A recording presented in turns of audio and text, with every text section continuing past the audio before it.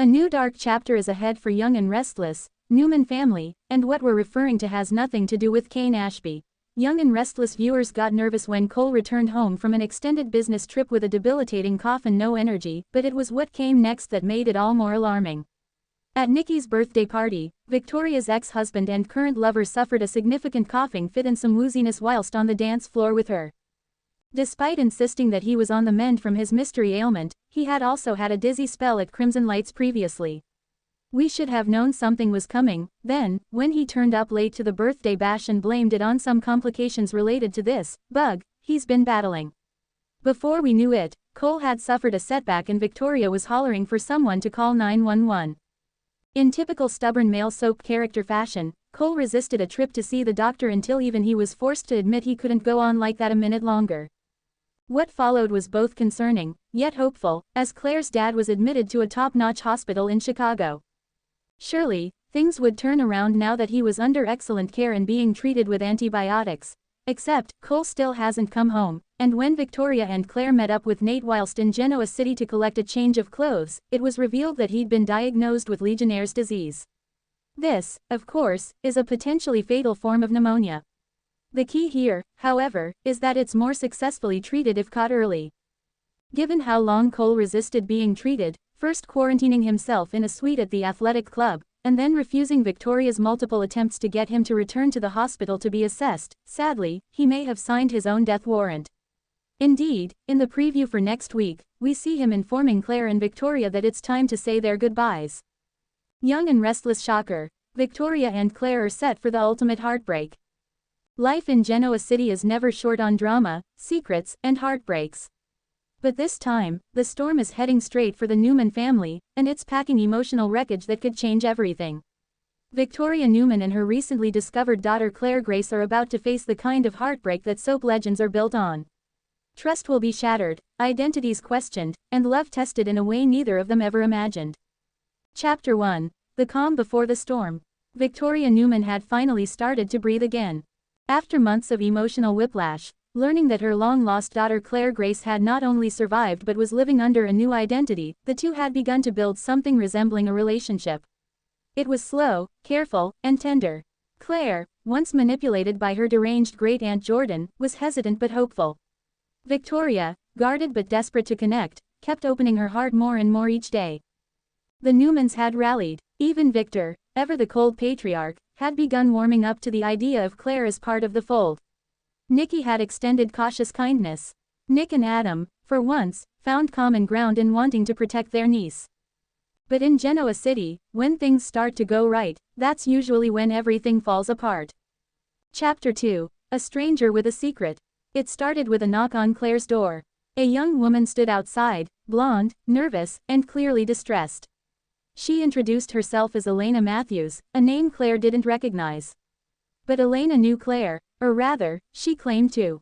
"I think we're sisters," she said. Claire blinked, frozen. According to Elena, she had been adopted shortly after birth, a closed adoption.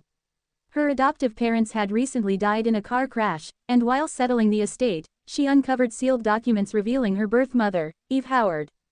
Claire's biological mother. Claire's face went pale. Could it be true? Could there be another child out there, another secret Jordan had kept hidden? Victoria refused to believe it at first. But a discreet paternity test ordered by Victor himself confirmed the unimaginable. Elena was Eve's daughter. Which made her Claire's sister.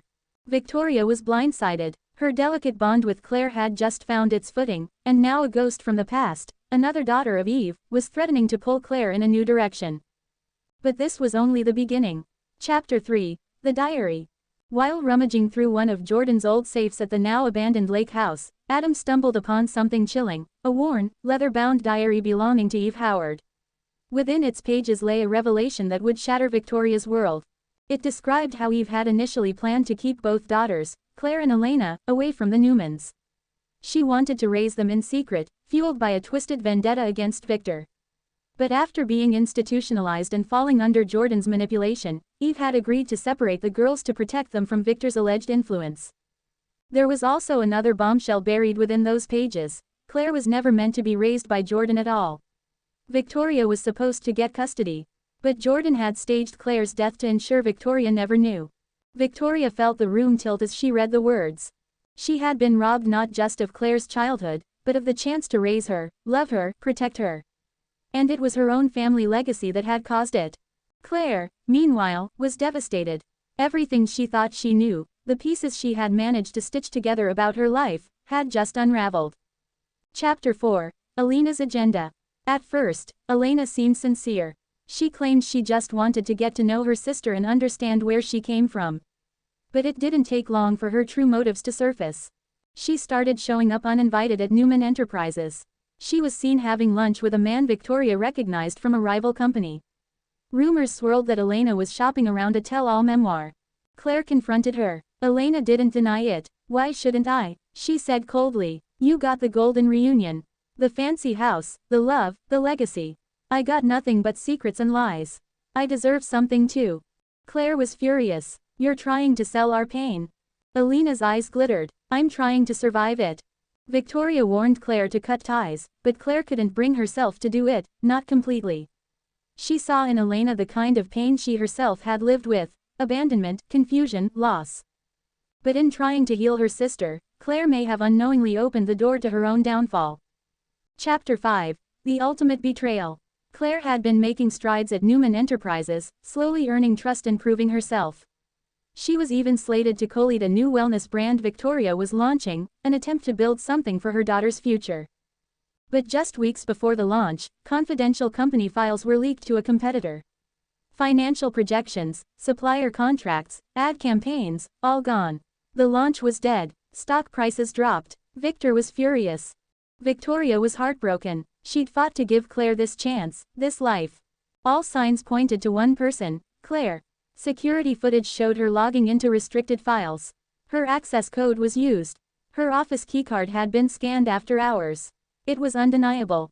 Claire swore she was innocent. "I didn't do it. You have to believe me." Victoria wanted to. She needed to. But the evidence was damning, and Victor had already called in legal counsel.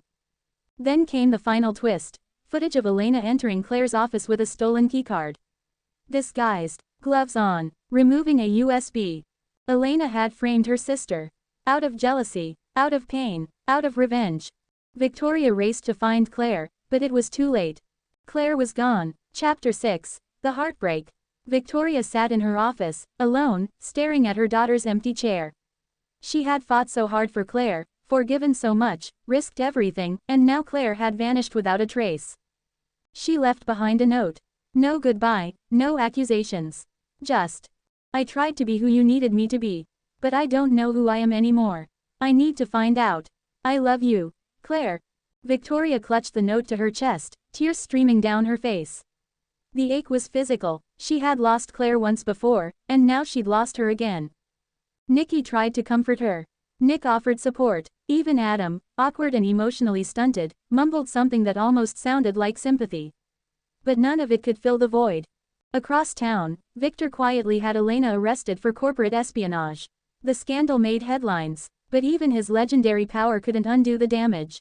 Chapter 7. Where did they go from here? Claire wasn't gone forever. In fact, a mysterious new figure named Grace Jordan was seen boarding a plane to Europe under a fake passport, and fans suspect this is only the beginning of a new chapter.